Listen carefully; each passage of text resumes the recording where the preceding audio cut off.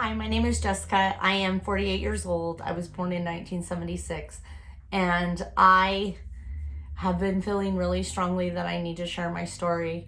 I've actually had some friends tell me that I should write a book or have a book written about my life.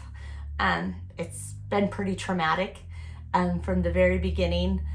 I was born to a mom that didn't want me, and it was right after the Roe v. Wade thing happened, and it was still very much frowned upon to have an abortion. And so my mom had said she basically was going to take matters into her own hands when she was pregnant with me. And she took a bunch of stuff, she looked it up, like things that will cause a miscarriage. And she basically said she just took as much as she could until it made her sick, and it obviously didn't work. She told me this right after I had my first child, and as you can imagine, I was devastated. I didn't really know how to handle it. I had felt rejection my entire life. Sorry if you hear a noise, it's my husband on the four-wheeler. This is supposed to be the quietest place to do a video, but apparently it's not. Anyways, so I felt rejection from the very beginning. Like, I just felt rejected by my mom. I felt not wanted. I always felt that way. I felt like I didn't fit in. And I knew that growing up, I knew I had a sister that was given up for adoption. And I always thought, why not me? And that is the craziest thing I think a kid could ever think, like, well, why didn't I get to be adopted? Why didn't I get, a better life? Because I was born into drugs. I was born into chaos.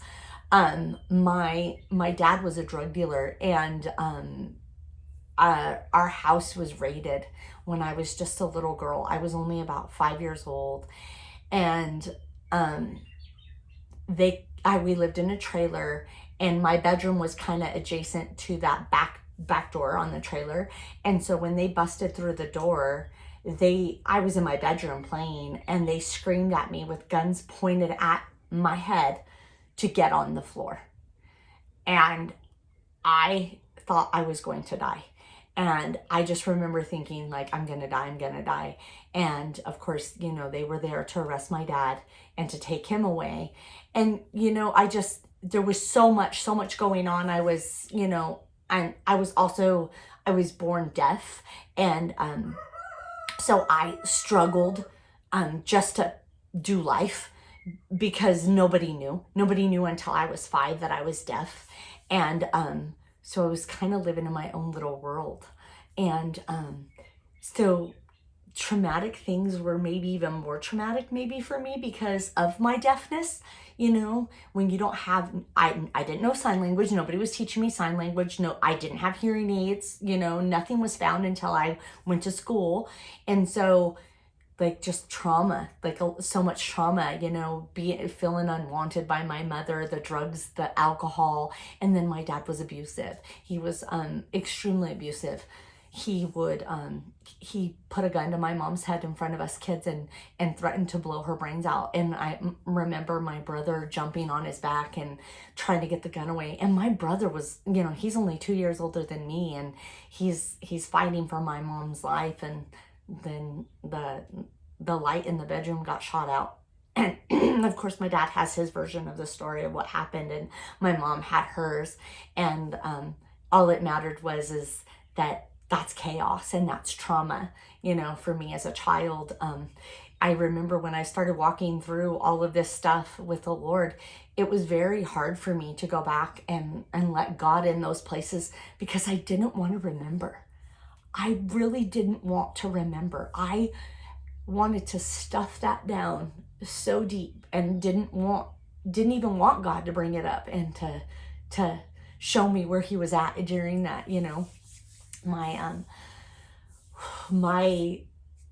My dad would beat my mom, and there was one time that he drug her through the snow and he almost drowned her.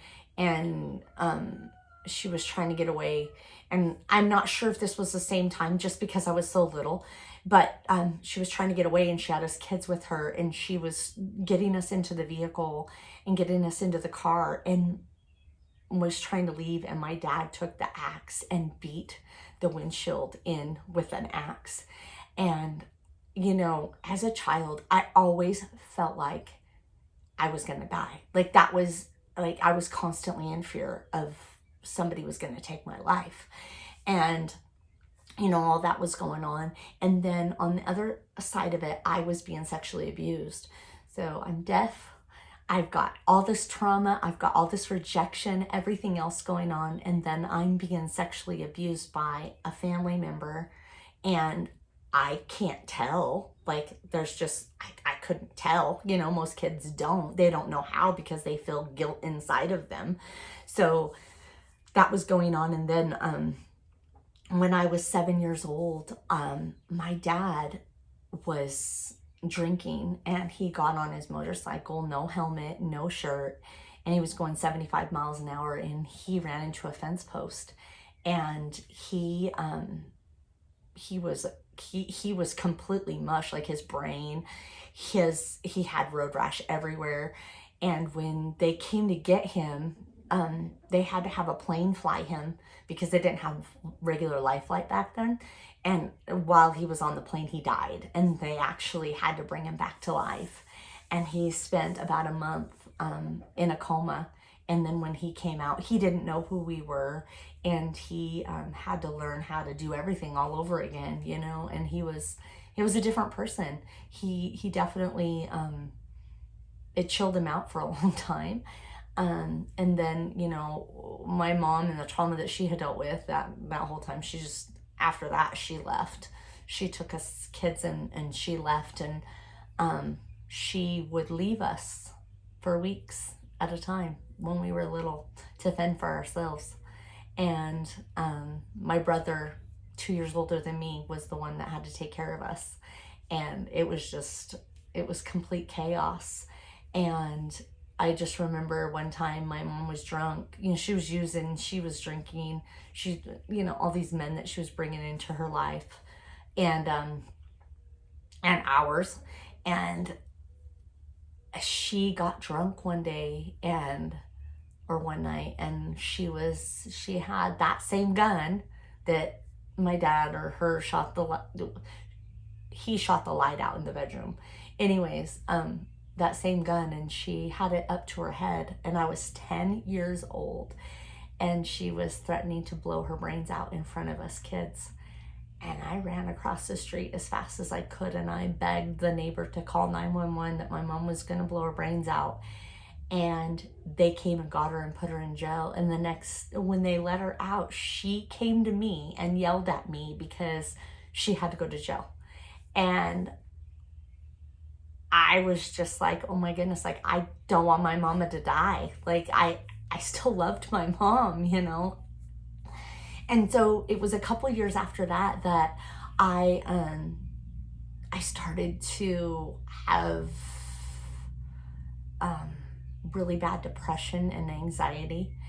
And I started to poke holes in my skin. I used to use needles and poke holes in my skin. And I just had all of this trauma and nowhere for it to go, you know. And I was still deaf. I was still struggling. Nobody ever got me that therapy. Nobody ever, you know, taught me sign or anything like that. I was trying to do well in school, still being deaf, you know. And like, I didn't have hearing aids, you know. I didn't have anything that I needed. And I felt so lost and so alone. And I just started self-harming. And as time went on, it got worse and worse. And then of course I started to cut myself really bad. And then I started ODing on pills. And at one point, maybe more than once, I think I tried to commit suicide probably over 50 times. And at one point I almost succeeded. And I was in the ICU, and I just remember every time I would wake up and I would still be alive, I would be so mad, so mad. I would be so mad that I was still here and I still had to deal with all my bull crap. And why didn't God, just let me die. And I used to beg God, like, why don't you just let me die? Have I not suffered enough, you know? And I never heard from him, but it was because I was being selfish, you know, during that time. And I just continued to make poor choices, and I got into horrible relationships, and I got married when I was young. I had a baby at 19. She was my first. And I tried really hard to better my life. But if you don't get therapy and you don't get counseling, and you just continue to, you know, carry all of your baggage from your childhood, you know, it's hard to be a good parent, you know. It's difficult because you don't have the skills, because you were never taught those things. And so I got married, and then that lasted not even quite a year, and ended up in divorce. And then I got married again, and I ended up with an abuser, which they say typically if your father is one, that you'll seek that out. And I never saw that. I didn't want to believe that, like, you know, I felt stronger than that. And so that was really difficult, and I stayed in that marriage. So I had my two kiddos. I'll share that. Actually, I had a miscarriage, and then I got pregnant with my son. And I want to share that part of my story because it's huge, because my son is actually what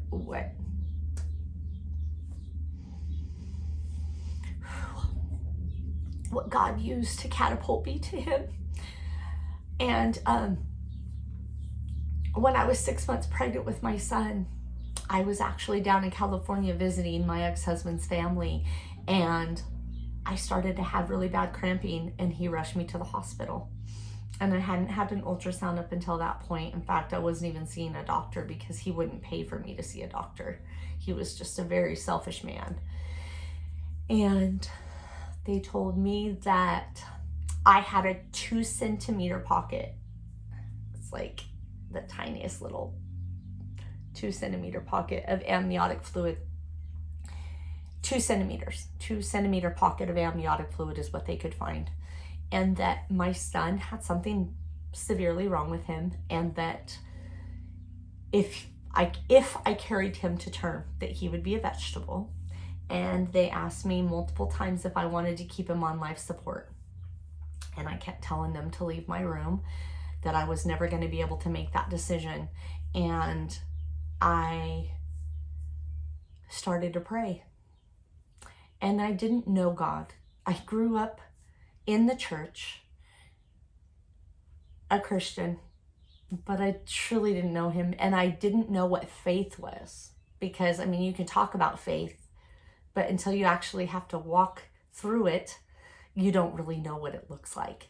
And so I kept praying and praying for God to heal him. And I was angry, and I was cursing God, and I was screaming at him. Why did he let me carry this baby to 6 months? Because I had already lost 4 babies before that. And why this one? Why wait? Why did you wait until I'm 6 months pregnant with him, and now you're going to take him from me? And I was mad. I was really mad. And when I finally got to the end of myself, it took 4 days, and I was laying in that bed, and they wouldn't let me get up. I couldn't even use the restroom. I had to use a bedpan. They had to bath me and everything. And I just had this peace come over me finally. And I got to a point where I surrendered, because I knew there was nothing I could do to save my baby's life. And I needed to be okay with that, because I couldn't. Inside, the thought of losing my child at that point, when you feel him kick and hiccup. So I finally got to a point where I was like, okay, if you're going to take him, I have to be okay with it. But you got to, basically, I just was like, you got to get me through this. And I felt really strongly on my heart that I was to leave that hospital and go home and come back to Idaho. And so I checked myself out of the hospital, and they made sure that I was going to a hospital with a similar a NICU, like a level 4 NICU. I needed to be somewhere where there was like a level 4 where they would be able to have him on life support and everything when he was born. And I signed myself out, and I went to that hospital, and they sent me home. They said, come back in the morning and we'll do an ultrasound. I said, no, you don't understand. I've been having ultrasounds every single day. I need to be in the hospital. My baby's gonna die, like, if he's not on life support when he's born. And so they just calmly said to me again, you go home and come back in the morning, and we'll do an ultrasound. And by then I knew that they would have my results, because that was back in 98 when this happened. And so I went home, and I came back the next day, and I had a doctor that did my ultrasound. It wasn't a tech, it was a doctor, because they had my results. So they needed to see exactly what was going on. And he put the Doppler on my belly, and his jaw dropped. And he said, there's a mistake. And I said, what? And he said, it's got to be a mistake. There must be a mistake. And I said, what? And he said, all of your amniotic fluid is here. And I said, it's not a mistake, it's a miracle. And I knew, because I had seen my ultrasounds. They had shown me. And I knew that only God could do that. And only God could save his life. And not even the doctor could explain what had happened. So I carried him to term. And I had a beautiful bouncing baby boy. And he was my miracle. He was my miracle. And I used to tell him all the time that you were my miracle baby. And he would get tears in his eyes, because I felt like it was the Holy Spirit just touching his heart whenever I would share that with him. And anyway, so I wanted to share that with you. I stayed in that marriage for 8 years, and then I finally left after all the abuse. I mean, he used to threaten to kill me. He threatened to kill me and bury me where nobody would find me. It was hard. It was really hard for me to find the strength to get out of that relationship. And when somebody tears you down as much as he did with me, I had a lot of doubt whether or not I could take care of myself and my kids, because he had made me feel like I wasn't capable of being a good mom and taking care of myself. He always told me, he told me that I was going to be just like my mom, and I wouldn't amount to anything. My mom was a drug addict. My mom was a drug addict my entire childhood and even adult life. And but I got out of that marriage, but I walked right into being a stripper and that lifestyle. And with that lifestyle came a lot of really bad choices. And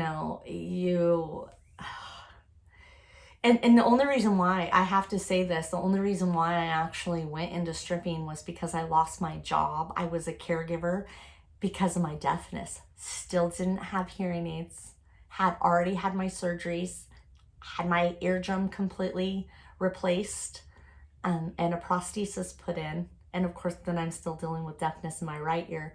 And so all of that had happened, and I didn't wake up. And I worked the night shift, and I didn't wake up with my client, and the family saw that, and they didn't care. They didn't want an explanation of why. And I can understand. I mean, that's their loved one. They want their loved one cared for.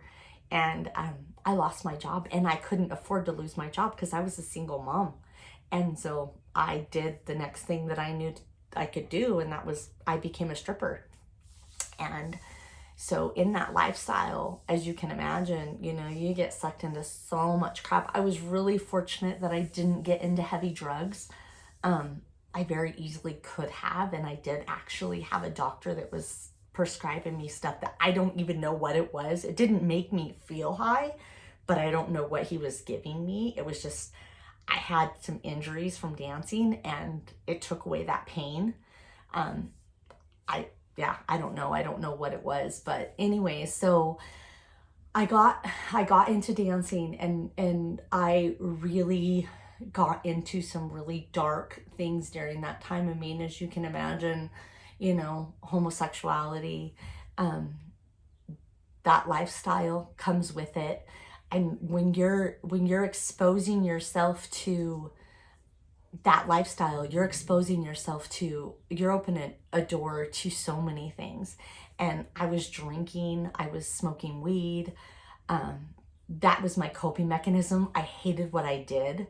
It was really hard for me. Plus being deaf, like oh my goodness, it was so hard because trying to have a conversation with people, I had become a very good lip reader by that point. I did my whole life because I didn't have a hearing aid and I didn't have anybody that taught me how to sign, so I had to do something. I had to figure things out, how to survive. And so that's, I became a really good lip reader, but it was really difficult when you're in a loud club and, trying to have conversations with people. That's how you make your money, And so it was very difficult, but fortunately enough, I had gotten back together with my now husband, and he was very supportive and just a wonderful husband. I mean, of course, he had his own, downfalls and stuff, and neither one of us knew Jesus and we weren't saved, but he was still a really good man, and he was supportive of me finally getting out of that lifestyle and being a mom. And so I left that and finally started to heal and really, slowly but surely seek God. I had a lot of people in my life surrounding me and pointing me to the Lord. And it was about 4 years. Yes, I quit dancing in 2008. By 2012, I had a hysterectomy. And so I had a hysterectomy. I had to go back to the hospital for complications, bleeding complications. And then the next day, my daughter was thrown from a horse and landed on the back of her head. And then I couldn't be with her. And so I was a complete mess. And my husband was like, you can't go. I'm sorry, you just got back out of the hospital. And so he took her to the hospital, and her head was just mush. And she was like drooling and foaming at the mouth, and she couldn't even hardly talk. I mean, you could tell she had brain trauma. And they got her to the hospital, and just when they were going to get ready to life flight her, she started to come to, and start to make sense, because she didn't know who she was. She didn't know her birthday. She didn't know anything when they first got her there. And we had a lot of people praying for her, and she started to come to, and she started to make sense. And so she slowly but surely was recovering from that. She still has severe trauma from brain trauma from that accident, though. I mean, she landed on a rock on the back of her head when she was thrown from that horse. Anyways, and then the next day, so that happened, my hysterectomy, I went back to the hospital the next day, and then my daughter was thrown from the horse the next day. And then the next day, I got a phone call from a local hospital, an ICU, that my father was in the hospital, and he was in the ICU, and he was a vegetable, basically. Like, he couldn't function. And they said, your dad is in what's called an alcohol-induced dementia, and he will never pull out of this.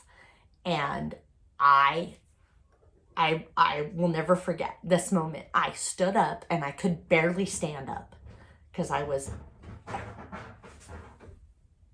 still, sorry, I heard noise. My dad lives with me now. Anyway, so I stood up, and I walked to the end post of my bed, and I just grabbed onto it because I could barely stand. And, all my life, I had gotten through things because I felt like I had to, and I was strong. But at that moment, I couldn't even stand up. And I knew I needed to get to my dad.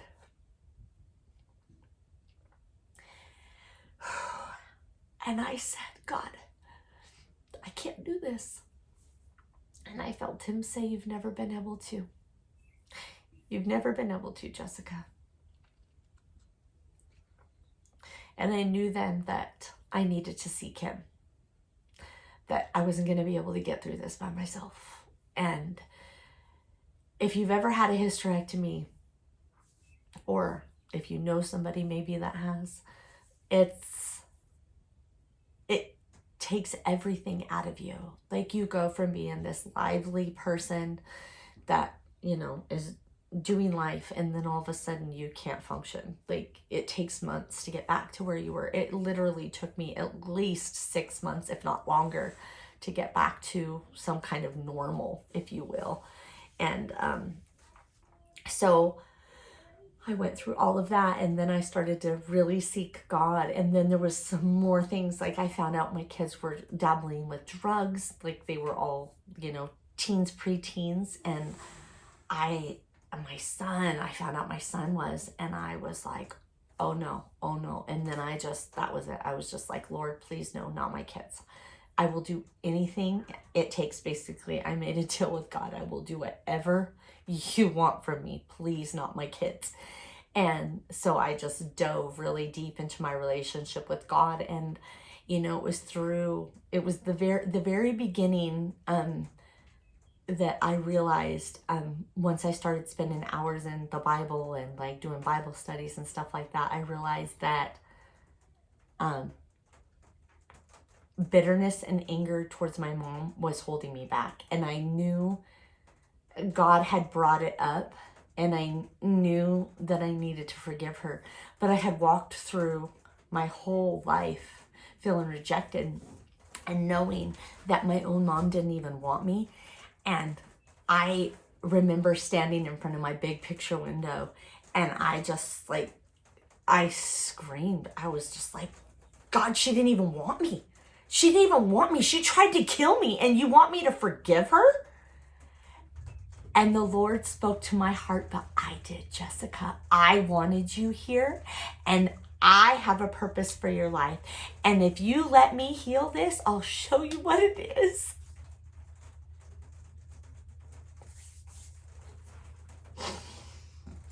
I battled with God so hard.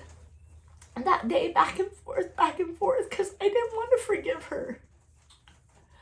How do you forgive somebody that tried to kill you?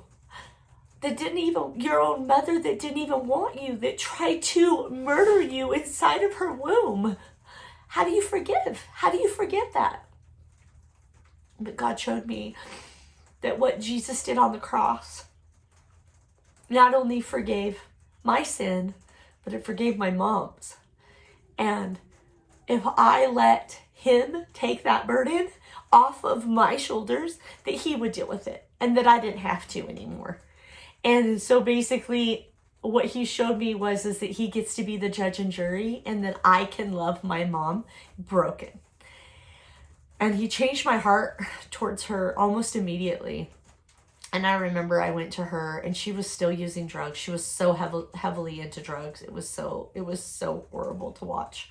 And I remember I went to her, and she was so out of it. And I just told her I loved her and that I forgave her.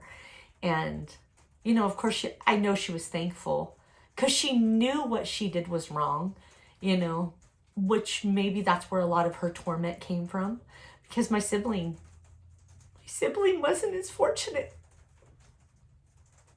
after me. She aborted my sibling. You know, it's so crazy. You think, like, when you know that, God spared my life, but not theirs.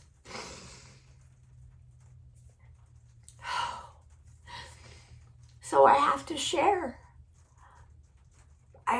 my story. So I forgave my mom, and then I forgave my sexual abusers, because I was raped also when I was a teenager. My virginity was taken from me. I wrote them both letters, told them that I forgave them for what they did to me. I started just walking through forgiveness with everybody that had hurt me and had done horrible things to me. And my son was still using. He never stopped. And he was 13 years old and he was begging to go live with his dad. And I just remember praying and thinking, I have to let him go. I knew in my heart that it's what God was telling me to do, but I didn't understand why. It didn't make sense to me. I felt like I was throwing my son to the wolves. You know, like his dad was not a good man. He didn't know the Lord. And I wanted to raise, I wanted my kids to know Jesus. You know, that was really important to me, that they know the Lord. And so I just battled it out with God, you know, like, was this the right thing? And I knew in my heart that it was. And so I let him go. I let him go live with his dad at 13 years old. And he dove so deep into drugs. And he was hit by a car when he was on his bicycle. And the car took off and left him there. And people had to stop and make sure my son was okay. And I remember thinking and saying to God, you told me to let him go. Why aren't you protecting him?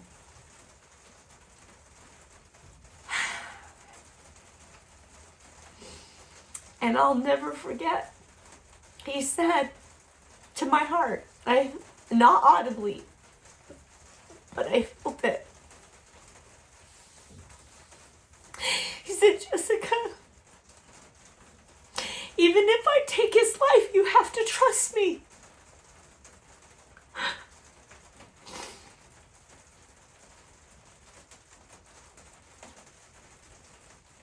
I didn't know what God was preparing me for then, because I knew I had to trust him, because Shawnee was his. He wasn't mine. He was always God's.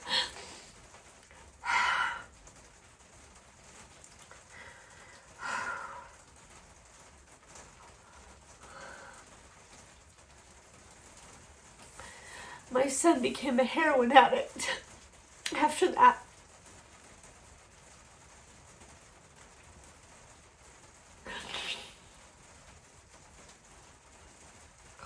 Lost my mom to her addiction.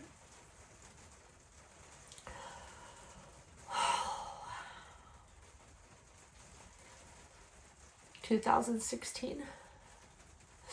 April of 2016, I lost my mom to her addiction. She finally, her stomach ruptured.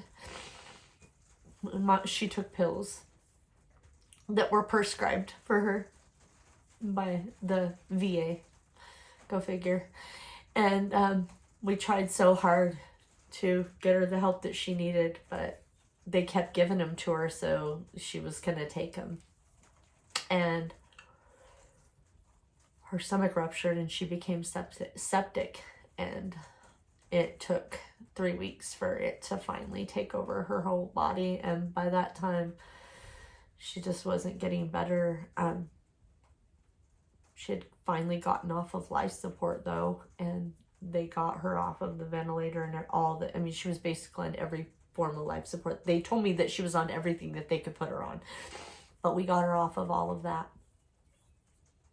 And it wasn't very long after that, it was only a few days after we finally got her off and moved out of ICU, that her body just couldn't fight anymore. It had been through so much, and they told me I had to make a decision whether or not to put her back on life support or not. And I made the decision to let her go. She put me in charge. And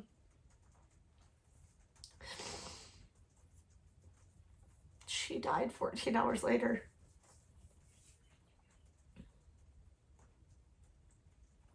I was so glad that I forgave her before she died. I cannot imagine carrying that burden and never being able to say, I love you and I forgive you. I got to love my mom during her last breaths instead of being angry or having to deal with that and carry that.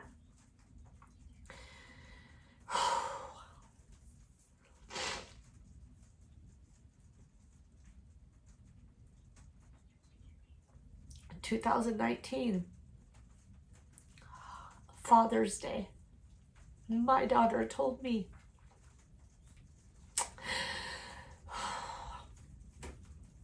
that she was going to visit some friends. She was going to go to Washington State and see some friends. And I didn't feel comfortable, but she was 19, so she got to make her own decisions.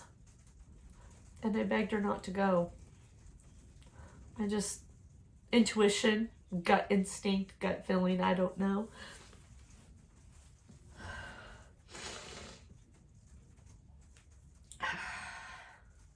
She messaged us the first couple days that she was there. And then I stopped hearing from her. And I knew something was wrong. Her friend had said that, oh, her phone just isn't working. She's okay. Little did I know that her friend had something to do with what had happened to my daughter. She called me that Friday, crying on the other end of the phone, saying, Mama, Mama, you got to get me out of here. You got to get me home. I knew by the way that she was talking that it had to be horrific. And the only thing that popped into my mind was that it was trafficking. I don't know how I knew, but it was the only thing that made sense to me.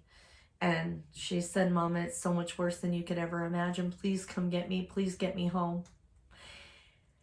And she rattled off the hotel that she was at. And I wrote it down. And then the phone went dead.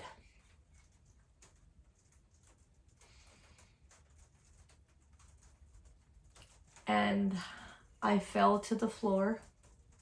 And I screamed so loud. And I just said, Satan, you're not getting my daughter. You're not getting my daughter. And I cried and I screamed and I called every person that I knew that would pray for her, that to get her home, to get her out of that situation. And all I could think was, girls don't make it home. Most of the time, they don't even make it alive. Especially if you're telling people what they're doing. You know, the only reason why she had access to the phone was because they left her in a room to exchange money. And she looked at that as an opportunity to call me. And she did. And when they walked back in the room, thank you, Lord, they saw she was on the phone and they knew. They knew that they were in trouble. And one of the girls asked her, you want to leave? And my daughter said yes. And she said, get out of here. And she had no shoes, nothing. She had nothing. They had taken everything from her. They had taken her phone. They had taken everything. And she ran to the nearest gas station and she called me. Again, they let her call me, which was so awesome that they did that. And I said, baby, I've already called 911. Call the cops. Call the cops. They're looking for you. So they got a hold of her and they got her and they brought her to the police station. And then, you know, wherever they needed to take her, they took her to the hospital to get treatment for what she had been through. And then they got a hold of some people that dealt with, you know, with trafficking, girls that have just been brought out of it, you know, like they have a whole team of people. My husband said, I'm going to get in the car and I'm going to go. And I had my baby at the time. She was a year and a half. He said, I'm going to go get her. You have to stay here on the farm and take care of the farm and the baby. And so he went and got her and brought her home, and she has never been the same. Homeland Security got involved.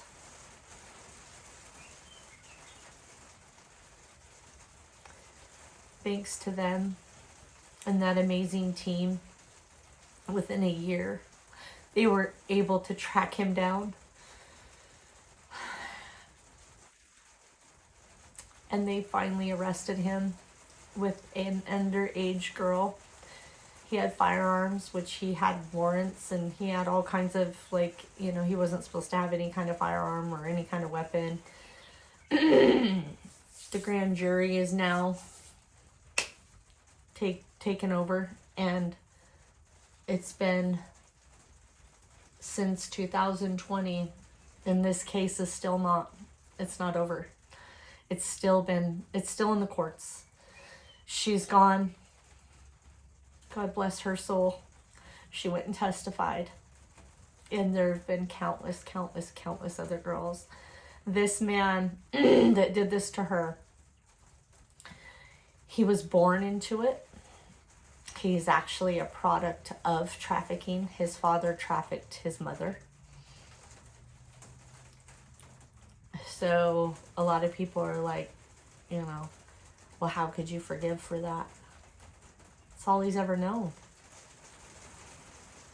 It's all he's ever known. I'm not saying, forgiveness isn't saying what he did was right. Forgiveness isn't saying that what he did to my daughter was okay. Forgiveness isn't saying that he shouldn't be punished for what he did. Forgiveness is saying that what Jesus did is enough. What Jesus did on the cross is enough. And that Jesus gets to be the judge and jury, and I don't have to be. Is it hard watching my daughter go through what she's been through and what she's still going through? Absolutely. Absolutely. And I pray so hard for her.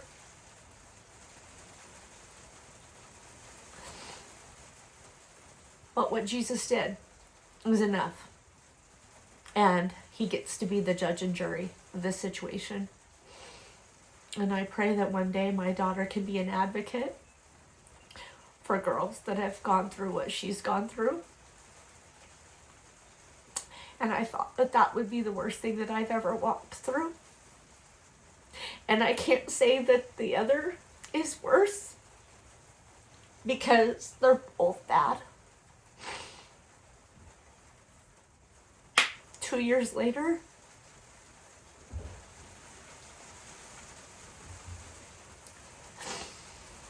April 26, 2021, I woke up to a phone call that morning. My ex-husband on the other line. He said Shawnee overdosed. Well, I said, is he okay? Because Shawnee's overdosed before.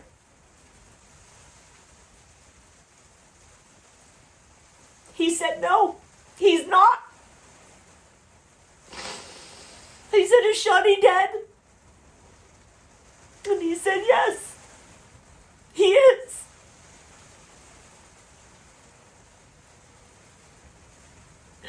And I screamed so loud. To lose your child. The pain is in your gut. You feel it. I don't have a wound, but right where it would be. I ached inside.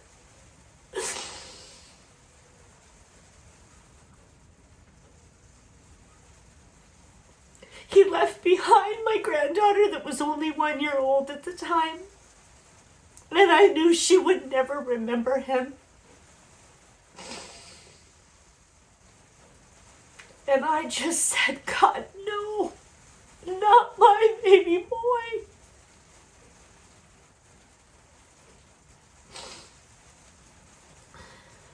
And hours of Shawnee dying.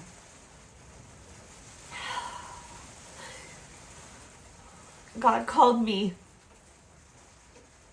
to do a live video on Facebook pleading with the addict to get help. That video went viral, and I got so many messages from people all over the United States and all over the world that that video helped them. It helped their child. And one girl messaged me that knew my son, and she said, I watched your video and I just want you to know that I went and got help. She's getting ready to graduate from drug court now. I'm so proud of her. Katie, if you watch this, I'm proud of you. I'm so proud of you, and Shawnee would be proud of you too.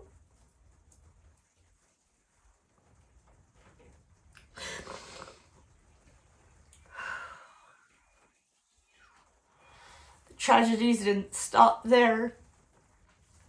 5 months later, I lost one of my childhood best friends to drugs and alcohol.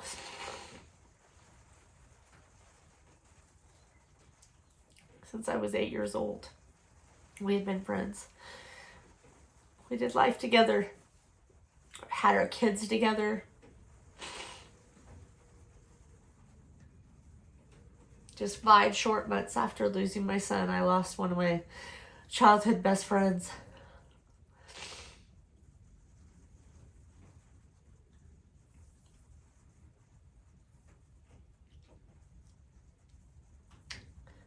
That following summer,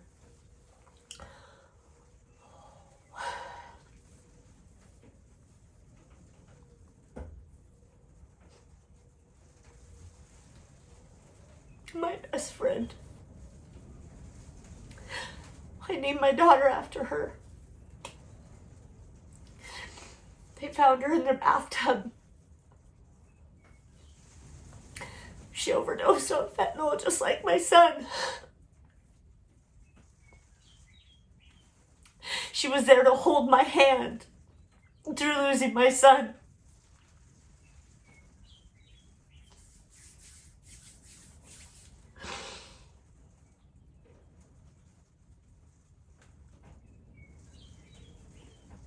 I didn't even know how to grieve. I was so distraught. I was ready to give up. I was truly done. I couldn't do it anymore. I was so ready to just give up on life. I had lupus. That's something I miss. I was actually diagnosed with lupus after what happened to my daughter. It was so traumatic. My body just didn't know how to deal with it. It's basically just like all the things kind of just, what they explained is everything just kind of stacked up and stacked up and stacked up, and it was just like a deck of falling cards. Like everything just collapsed and my body just gave up. Like it was like it turned on itself, and my immune system started to attack, and my body started to shut down, and my kidneys started to shut down, and it was just, oh, it was horrible. I was so sick and in a fight for my life. So when my best friend died, I was done. I don't know how to explain it, but it was just, I couldn't cope anymore. I didn't know how. I couldn't get through. And then another friend committed suicide. And this was like a girl that I tried so hard to mentor and reach out to, and she blew her brains out, and her kids found her.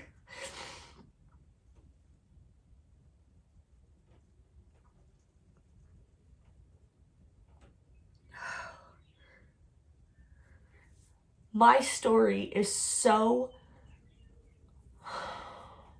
much tragedy, but what I pray that I can speak into your life and in your heart, that All the while, God was there. Every single step of the way, he was there. Every single time that I turned to him, he was there. He walked with me through every single tragedy. And these are horrible tragedies. To lose your child, one of your children has been trafficked. You've lost your best friend to the exact same thing that you lost your child to. All the things, like, everything I felt had been stripped away, including my health, everything. And I felt like Job. I felt like Job. And then God spoke to my heart. What did Job do, Jessica? What did he do when he lost everything? He fell to his knees in worship, and he put his hands up and he worshiped the God that created him. He worshiped, and I knew that that's what I had to do. I had to worship. I had nothing to give, and I didn't know where else to turn. Nowhere else to turn. So I just started putting on worship music, and I just started to glorify his name every single day. And when I felt like I couldn't breathe, when I couldn't carry on, I threw my hands up and I worshiped, and sometimes I would fall to my knees and worship and worship and worship him.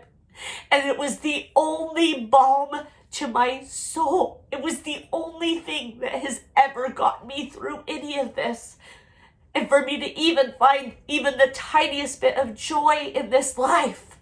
How do you when you go through these things?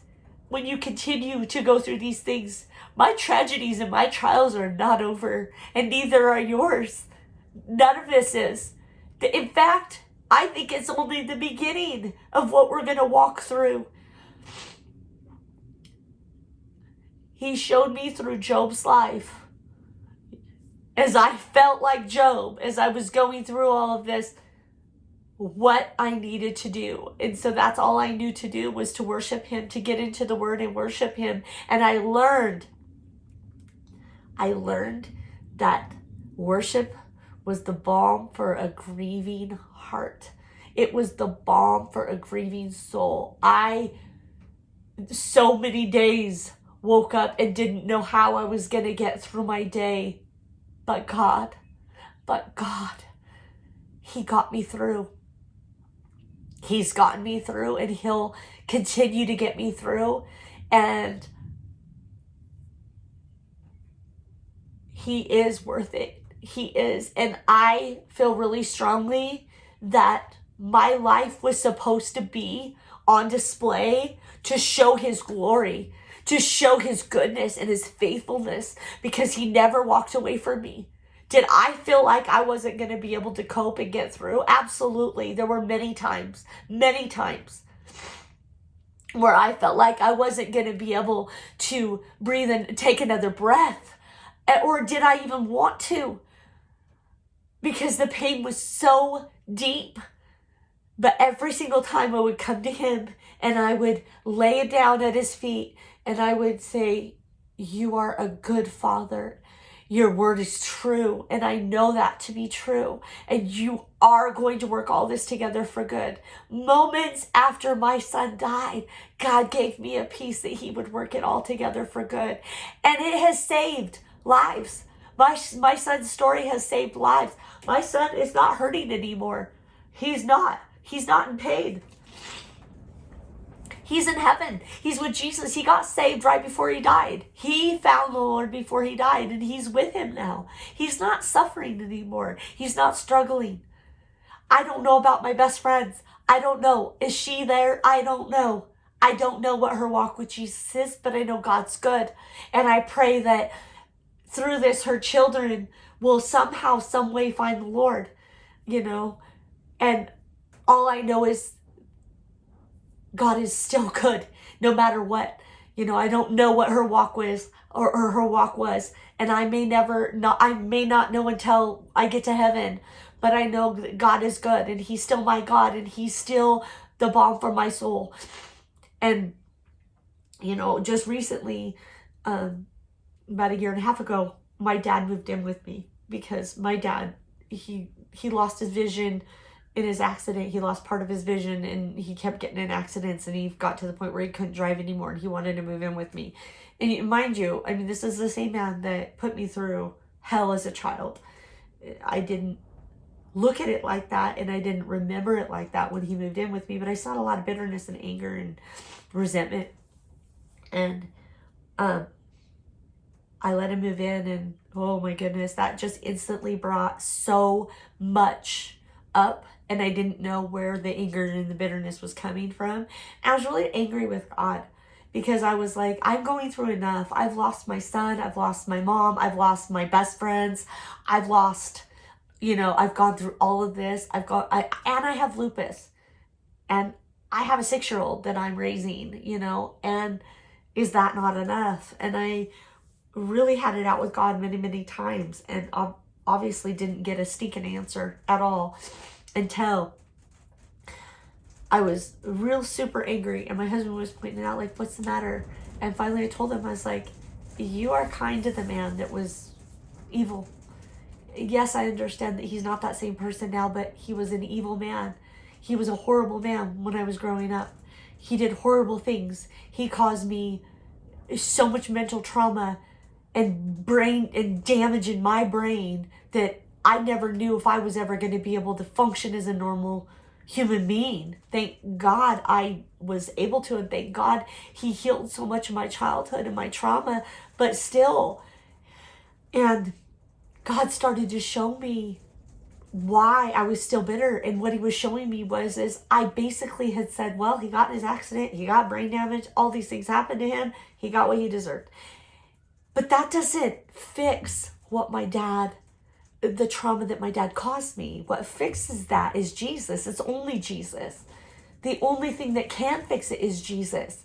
It's too deep. Me saying dad got in an accident, so it's all better now. No, it's not all better. It's not. And so what God was showing me is, you have to let me have it. Give it to me. Let me heal that. Let me take it. Let me take that burden from you, Jessica. Stop trying to fix it your way. Because I basically carried that my entire childhood. He got what he deserved. I can't be angry with him. Basically, that was what I would tell myself. You can't hold anger and resentment towards him because of what he's been through. And that doesn't heal broken hearts. That doesn't heal trauma. Only Jesus does. And so I started to realize, like, that's right. Like, only Jesus can heal this. And, he's here, and I don't have anger and resentment towards my dad now. And I can look at him with love instead of and of course I'm not going to go to him and tell him, I forgive you. I'm not going to do that, because he sees things differently because of his brain damage and his accident. And so it's just, that is something that has to be between me and Jesus. Sometimes you can go to the person and tell them, you forgive them because they remember the things that they've done, but sometimes they don't remember. In my situation, he doesn't remember. He doesn't remember half of the things that he did, and the trauma that he caused. And so I had to let Jesus take that and be okay with him being the one to heal that, and me not necessarily getting the I'm sorry, and sometimes you won't ever get an I'm sorry, and that's okay, because what Jesus did for us is enough. It's enough of and I'm sorry. He shed his blood. He was nailed on a cross, and he died a horrible death, a sinner's death that he should have never died, but he did it. He took our place so that we could be reconciled back to God. And I'm thankful. I'm so thankful. He's healed so much in my heart, and he continues to heal so much in my heart and walk me through the trauma and the tragedies that I am still walking through. There's so much there, and I'm looking, and it's been almost an hour, and I've shared so much of my story, and I didn't know if I was gonna share my entire life and my entire story, and there's obviously so many things that I left out, but it's the gist of it. But what I want you to see is Jesus, and that if you're walking through a tragedy or a trial and you've had some of these similar things happen to you, Jesus is calling out to you. He's saying, come to me and I will give you rest. He is the balm for your soul. He is the balm for your heartache, for whatever you're walking through. And just know that he will never leave you and he will never forsake you. And he's never left me and he will never forsake me. And I know that he will continue to walk with me until the day that I die. And I just hope that whatever you're walking through, that this ministers to your heart and that it touches you right where it needs to, so that you will seek him. It says, the Bible says, if you seek me, you will find me. If you seek me with your whole heart, I will be found by you, says the Lord. He will. And so I just encourage you that whatever you're walking through, that seek him with your whole heart, and let him minister to you through whatever you're walking through and through his word, and he will get you through it. He does it with me, and he's continued to do it with me, and he'll do it for you. God bless you. Thank you for watching this. And if you have any questions, comments, leave them below. Your negative comments, if you have any, which I'm sure there will be, they'll be deleted. So share this if you know somebody that has had a lot of trauma in their life. This might, minister to them. I know sometimes these stories can actually be really hard for people to hear because it brings up trauma, but I pray that there's a lot of healing that can take place. God bless you, and thank you for watching.